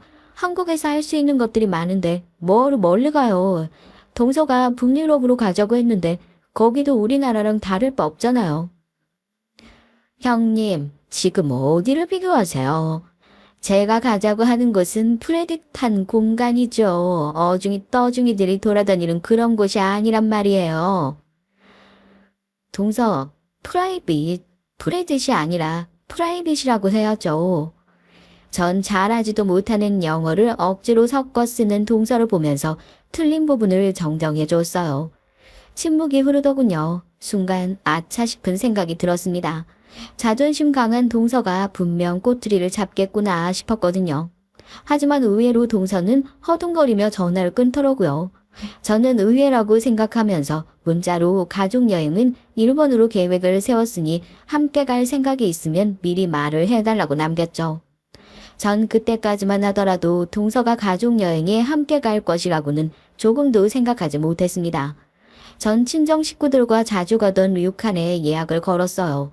당연히 제일 좋은 곳으로 하고 싶었지만 그 방은 아이와 지내기는 조금 불안해서 한 단계 낮은 곳으로 결정했어요. 다다미 구조가 아이가 돌아다니기 훨씬 더 좋았거든요. 그렇게 이것저것 여행 준비를 하는데 갑자기 동서가 자기네도 함께 가자고 하는 거예요.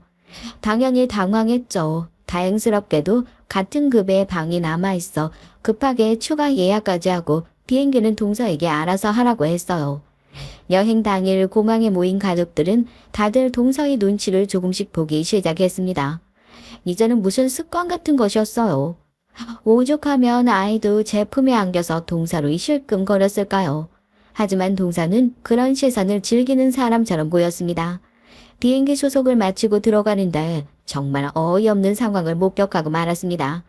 서방님은 저희와 같은 이코노미를 타는데 동서는 비즈니스라고 하더라고요. 아니 저희가 먼저 비행기를 예약했으니 어쩔 수 없다곤 하지만 어떻게 서방님은 버려두고 자신만 비즈니스를 탈 생각을 하는지 좀 당황스럽더라고요. 물론 충분히 동서라면 그럴 수 있다고 생각했지만 막상 그 상황을 눈앞에서 목격하니까 기분이 이상하더라고요. 하지만 전 곧 빵 터지고 말았습니다. 서방님께서 너무나도 편안한 얼굴로 시부모님과 함께 나란히 앉으시더라고요. 여기 자리 너무 좋다는 말까지 하시면서요. 그 편안한 얼굴을 보며 저는 동서 혼자서 비즈니스 가는 것이 여기 모두를 위해 좋은 일이겠다 싶었습니다. 동서의 만행은 거기서 끝나지 않았어요. 숙소에 도착하자마자 최고급 방이 아니라고 어떻게 이런 곳에서 잘 수 있느냐며 소란을 피웠거든요. 저는 방 구조가 지금이 좋아서 그렇게 선택했다고 했지만 전혀 먹혀 들어가지 않았죠. 아니, 돈이 없으면 없다고 저한테 말을 하던가요. 그랬으면 제일 좋은 방에서 쉴 수 있었잖아요. 여행 첫날부터 이게 뭐예요, 형님? 아니, 없이 살았으면 다른 사람한테 손 벌리는 것 정도야 아무 일도 아니잖아요. 그게 그렇게 망설여지던가요? 저한테 없는 소리 하는 것이 그렇게 자존심이 상했어요? 아니, 어떻게 이런 구질구질한 것을 방이라고 내밀어요? 말 조심해요. 여기가 어떤 곳인지 잘 알지도 못하면서 자신이 모른다고 말을 그렇게 막 해도 되는 것은 아니거든요. 여기 일본 내에서도 제일로 쳐주는 곳이에요. 이렇게 소란 피울 만한 곳이 아니란 말입니다. 쫓겨나기 싫으면 조용히 하세요. 그래봤자 류칸이잖아요.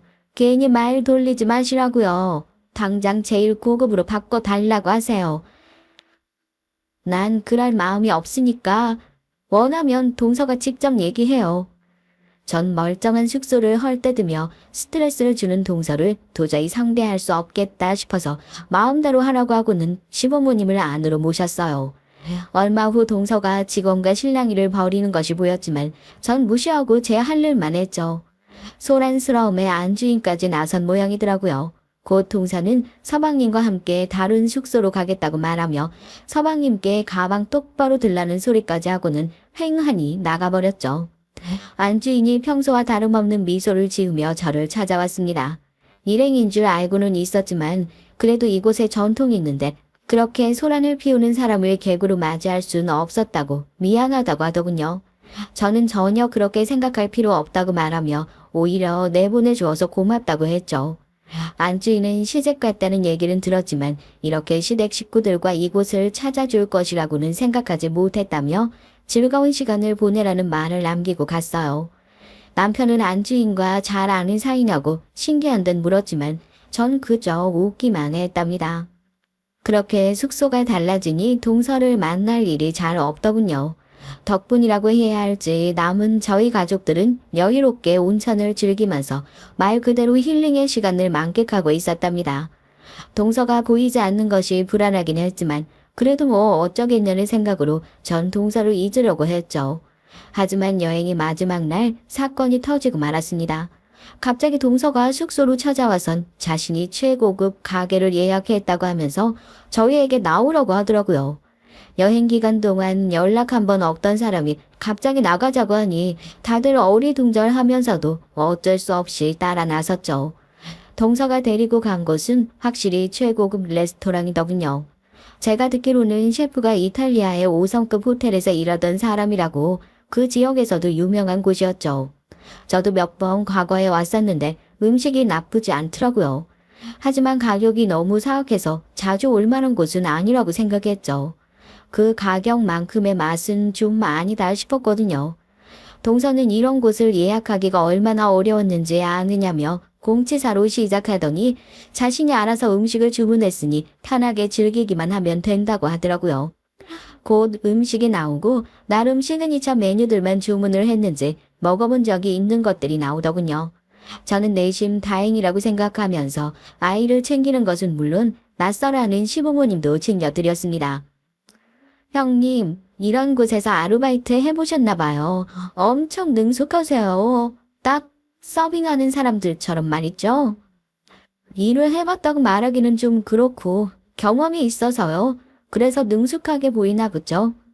네, 손놀림이 경험 정도가 아닌데요. 아니다. 시중 많이 들어봐서 그런가? 형님 학창시절 친구들의 심부름이나 하던 그런 찐따 아니었어요? 시중이 몸에 아주 배어 있는데요. 제가 다니는 학교에선 그런 학생이 전혀 없었는데 동서는 있었나 봐요. 우리는 공부하기 바빠서 그런 유치한 장난을 칠 정신이 없었거든요. 그리고 같은 동기끼리 심부름을 시키다뇨. 그런 일은 더더욱 있을 수 없죠. 동서는 있었나 봐요. 어느 쪽이었어요, 동서는? 시키는 쪽? 아니면 심부름하는 쪽? 전 동서의 비아냥거림에 참지 못하고 결국 웃으며 물었습니다. 어느 쪽이라고 대답하기 어려운 질문에 동서는 아랫입술을 깨물고는 저를 노려봤죠. 살벌해진 분위기에 죽어나가는 것은 다른 식구들이라 미안한 마음이 들기도 했지만 그냥 당하고만 있기엔 동서가 선을 넘기 시작했죠. 하지만 그 정도는 정말 이제 아무것도 아니더군요. 메인 음식이 들어오고 나서 동서의 행동은 진짜 제대로 한 방 때려주고 싶을 정도였습니다. 전 갑각류 알레르기가 있어서 컨디션에 따라 조심하는 편이었어요. 그런데 메인이 해산물만 있더라고요. 난감했죠. 좀처럼 음식에 손을 못 대고 있자 동서가 묻더라고요. 형님, 왜 안 드세요? 어떻게 먹는지 모르시겠어요? 이런 음식은 형님 드셔볼 일이 없으셔서 힘드시죠? 제가 한 수 가르쳐드려요? 저번에도 말씀드렸는데 제가 갑각류 알레르기가 있어서요. 신경 쓰지 말고 들어요. 말 잘하셨네요, 형님. 사실 제가 그때도 묻고 싶었는데 진짜 알레르기 맞아요. 그냥 못 먹어봐서 그런 건 아니고요. 원래 사람이 평소에 겪어보지 못한 일을 겪으면 몸이 놀라서 반응이 올라오기도 하잖아요. 형님이 그런 걸 착각하시는 거 아니에요? 재수 씨, 말씀이 과하시네요. 이 사람에 대해서 뭘 아신다고 그렇게... 여보, 잠깐만요. 동서는 참 말 기분 나쁘게 하는 재주가 있네요. 저를 어떻게 보셨는지 모르겠지만 해산물을 먹지 못할 환경은 아니거든요.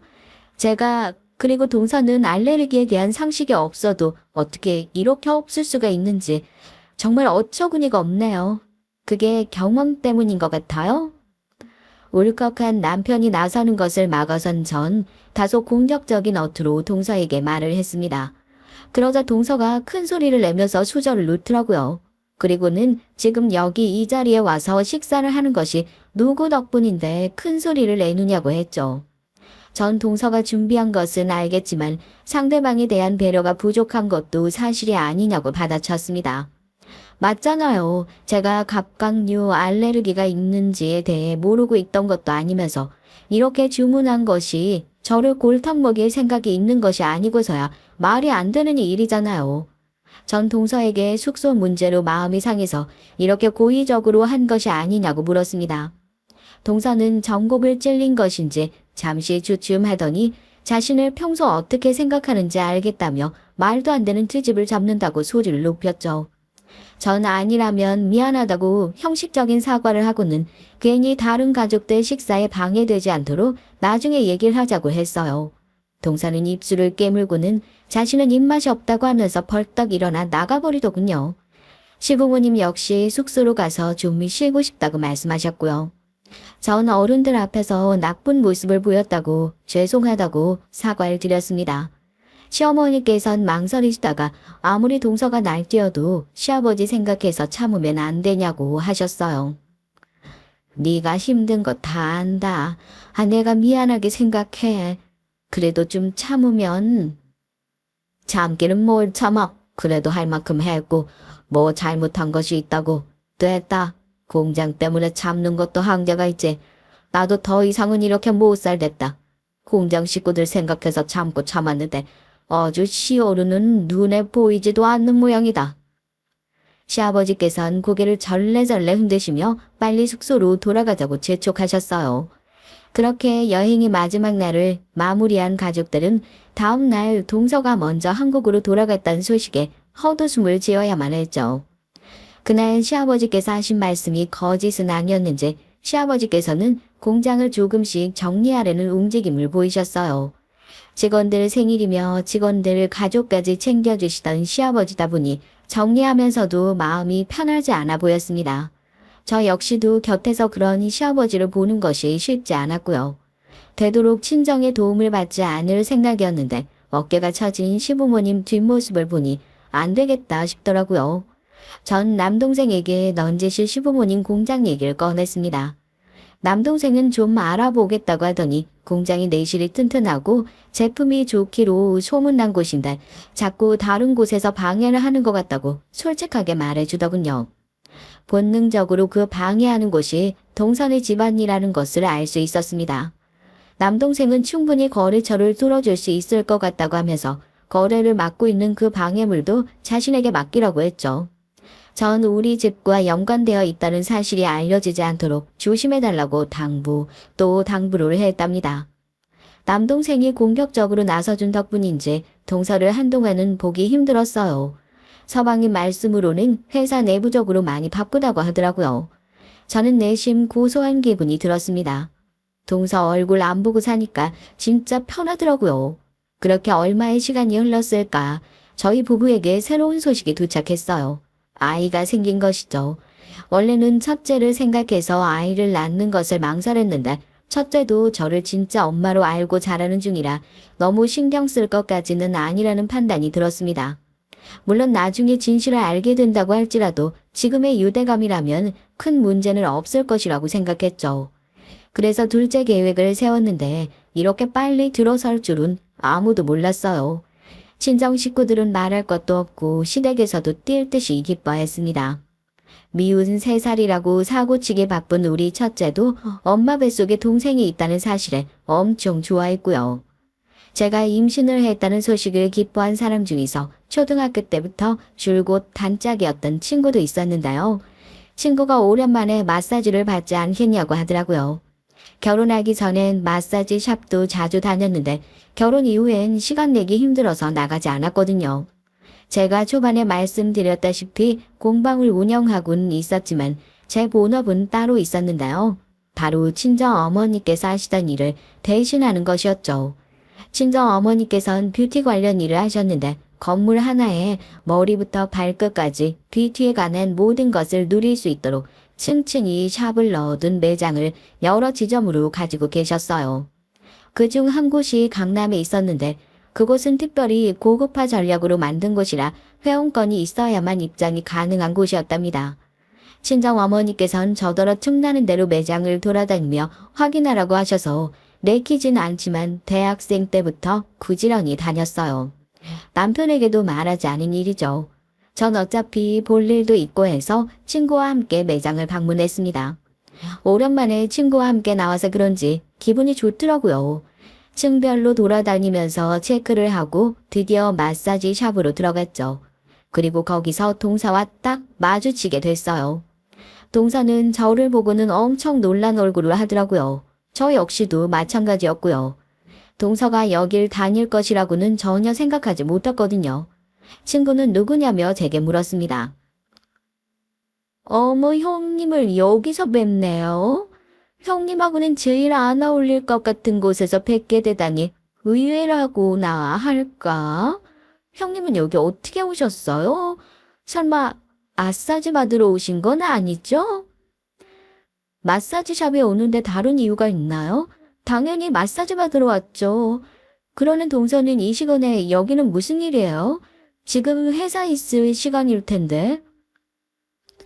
저희 회사야 저 없어도 잘 굴러가는 곳인데요, 뭘. 그런데 여기 지금 마사지 받으러 오셨다고요? 형님이요? 동서는 충격적이란 얼굴로 저를 보고는 곁에 친구에게 눈길을 주었죠. 친구는 제게 귓속말로 왜 자신을 기분 나쁘게 쳐다보느냐고 재수없다고 중얼거렸어요. 전 터져 나오려는 웃음을 참아가며 동서에게 마사지 받으러 왔으면 잘하고 가라고 말하고는 자리를 벗어나려고 했죠. 그런데 동서가 저 들어오라는 식으로 엄청 크게 말을 하더라고요.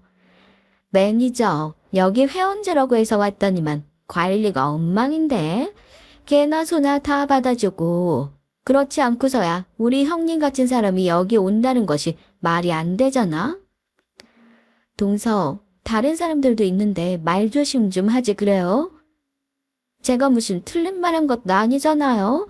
회원권 비싸게 끊고 여기를 이용하는데 다른 사람이랑 똑같은 대접 받으면 좋겠어요. 상상하고 싶지도 않지만 형님 혹시 무료 쿠폰 있어서 들고 오신 건 아니죠? 아니면 친구분이 여기 회원이라 그냥 체험 삼아 오신 건가요? 어느 쪽이든 격 떨어지는 건 마찬가지지만. 헤드 매니저, 여기 소문 듣고 왔는데 소문값도 못하는 것 같네. 이봐요, 말이면 다 안 줄 알아요. 지금 당신이 어떤 실수했는지 알기나 하냐고요. 가만히 듣고 있던 친구가 화를 내며 말했지만 동서는 들은 척도 하지 않았습니다. 그리고는 괜히 여기까지 나왔다고 말하며 매니저에게 이런 고급 마사지 샵에서 무료 쿠폰이나 뿌릴 줄은 몰랐다고 투덜거렸죠. 매니저는 당황한 기색이 역력했습니다. 제가 누군지 이미 아는 사람으로서 당연한 반응이었죠. 그때였습니다. 어머 아가씨 아니다. 이제 사모님이라고 불러야죠. 사모님, 여기는 어떻게 오셨어요? 아, 미리 연락이라도 좀 주고 오시지. 왜 그냥 오셨어요? 섭섭하게. 이 대표님 오랜만이에요. 바쁘시다는 얘기 들었거든요. 새로 지점을 내는데 이 대표님께서 하신다면서요? 그래서 다음에 여유 있으실 때 연락드리려고 했죠. 사모님 소식은 들었어요. 회장님이 아이를 가졌다고 엄청 좋아하시더라고요. 임신 초기인데 힘든 건 없으시고요. 나오신 김에 다리 마사지 좀 받고 가세요. 아우, 피부는 왜 이렇게 거칠어지셨대, 속상하게. 이 대표님은 제가 처음 어머니 일을 대신할 때부터 도움을 주셨던 분이라 제게는 특별한 의미를 가진 분이셨죠. 저희 친정 어머니가 이 대표님의 생명의 은인이나 다름없다고 하시면서 아가씨라고 부르기는 했지만 저를 조카 보듯 보셨던 분이랍니다. 오랜만에 만난 이 대표님과 반갑게 대화를 나누는 모습은 동서에게 큰 충격이 됐죠. 실끝 쳐다보니 입을 떡하니 벌리고 있더라고요. 상냥하게 저를 맞이해주다온 이 대표님은 갑자기 정색을 하고는 동서를 보더니 제게는 시선도 주지 않고 말씀하셨어요. 그런데 사모님, 이 사람 아는 사람인가요? 우리 매장에 불만이 많은 것 같은데 어떻게 사모님, 제가 아주 강남에 발도 못 붙일 정도로 영구 제명시켜버릴까요? 다른 지점도 사모님 말씀만 하면 바로 그러겠다고 할 텐데 말이죠. 형님, 이게 지금 무슨... 형님 아니죠? 이런 대단하신 분이랑 형님이 알고 지낼 주제가 아니잖아요. 형님 같은 사람이 어떻게... 동서, 상황 판단이 아직 안 되나 봐. 대표님 얘기 못 들었어? 이 손님 끌어내. 내가 손님이라고 다 같은 손님 아니라고 말했지. 당장 사람 불러. 매장 분위기 흐리게 뭐 하는 거야. 동사는 제 손을 붙들고는 이게 다 무슨 소리냐고 하면서 어떻게 된 일인지 해명하라고 했지만 저는 팔을 뿌리쳤죠. 곧 사람들이 올라와 동사를 데리고 가더라고요. 가는 도중에도 동사는 저를 부르면서 말도 안 되는 상황이라고 소리를 질렀고요. 마사지를 마치고 집으로 왔더니 동서가 먼저 도착했더라고요. 다른 가족들까지도 집에 다 들어와 있는 모습에 전 속으로 혀를 찼죠. 제가 들어오자마자 동서는 저를 손가락질하면서 제가 가족들을 다 속이고 뒤로 딴짓을 하고 있다고 말했어요. 전 그런 동서를 무시하고는 방으로 들어가 서류 몇 가지를 챙겨 나왔죠. 전 가족들에게 그동안 차마 말하지 못했던 것을 솔직하게 고백했습니다. 남편을 어느 정도 알고 있었지만 제가 금수저 물고 태어난 정도일 거라고는 조금도 생각하지 못한 눈치였어요. 전 가족들에게 그래봤자 다 부모님 재산이지 제 것은 아니라고 확실히 말씀드렸습니다. 망측하게 식구들 속이고 들어오다니 어머니 가만히 두고 보실 건 아니죠? 우리한테 피해 준 것도 없는데 무슨 큰 문제라고. 그네 말대로 그 재산이 우리랑 무슨 관계가 있어서. 아버님 그렇게 나오시면 안 되죠. 지금 우리를 속였잖아요. 어떻게 그걸 넘어가실 수가 있어요. 처음부터 거짓말을 시작했는데. 그런 동서는 뭐가 얼마나 떳떳하다고 그런 말을 하는데요. 내가 이 자리에서 동서가 무슨 짓을 했는지 다 얘기해 볼까요? 동서는 제 말에 잠깐 멈칫하긴 했지만 곧 자신은 떳떳하다고 말했죠. 전 숨겨놨던 자료를 꺼내며 말했습니다. 아이의 친모에게 동서가 저지른 끔찍한 만행들 말이죠. 임신한 순간부터 시작해서 사람들이 모르는 곳에서 겁을 주고 괴롭히고 심지어 아이가 태어나서도 친모의 가족을 인질로 삼아 끊임없이 괴롭혔다는 그 모든 증거들을 내밀었습니다. 언니가 넘겨준 자료들은 그런 디테일한 부분까지 다 조사가 되어 있더라고요. 그 때문에 시간이 오래 걸리기도 했고요. 아이의 친모는 동서의 괴롭힘에 결국에는 정신을 놓고 병원에 입원한 상태였습니다. 남편은 그 소식을 처음 알았는지 몸이 휘청거리더라고요. 동서는 자신은 모르는 일이라며 꾸며낸 것들이라고 했지만 이미 가족들의 눈은 차갑게 식어 있었습니다. 그때였어요. 가만히 고개만 숙이고 계시던 서방님께서 벌떡 자리에서 일어나시더니 동서의 뺨을 사정없이 내리치셨어요. 그 소리가 어찌나 큰지 방에 잠들어 있던 아이가 놀래 울음을 터뜨릴 정도였답니다. 동서는 감히 자신을 때렸냐고 고래고래 소리를 질렀죠. 하지만 서방님께서는 침착한 얼굴로 당장 이혼을 하겠다고 하시면서 더 이상은 동서의 집안에서 노예처럼 살지는 않겠다고 하셨어요. 동서는 다들 미쳤다고 외치며 가만히 두지 않겠다고 했지만 이미 남동생의 도움으로 충분히 자립할 여건이 만들어진 시아버지의 공장은 더 이상 동서가 겁을 주는 도구로서의 역할을 하지 못했답니다. 어디서 그런 힘이 나오시는 것인지 서방님께선 동서를 질질 끌고는 밖으로 내보냈고 저희는 그런 모습을 가만히 보고만 있었죠. 한 차례 폭풍은 꽤나 길게 이어졌습니다. 동서가 맞았다는 소식에 동서네 집안에서 아주 난리가 났거든요. 하지만 서방님도 그동안 놀고 있으셨던 것은 아닌지 동서가 회사 돈을 자기 돈처럼 쓰고 있는 정황을 내밀며 위자료고 나발이고 다 필요 없으니 깔끔하게 이혼이나 하자고 하셨어요. 저야 당연히 반대를 했고요. 그런 자료를 이혼하는 데 쓸 것이 아니라 제대로 고발을 해야 하지 않느냐고 말이죠. 하지만 서방님은 다 필요 없다고 하시면서 그저 2번 다시 얼굴을 보지 않는 것만으로도 충분하다고 하셔서 더 이상은 길게 얘기하지 못했죠. 동서와의 분쟁은 아직도 이어지고 있습니다. 이 대표님께서 겁을 준다고 생각했는데 진짜 강남에 발 붙이기 힘들도록 하신 모양이더라고요. 저한테 비열하다는 등 온갖 욕을 다 퍼붓고 있는데 저야 당연히 모른 척하고 있죠.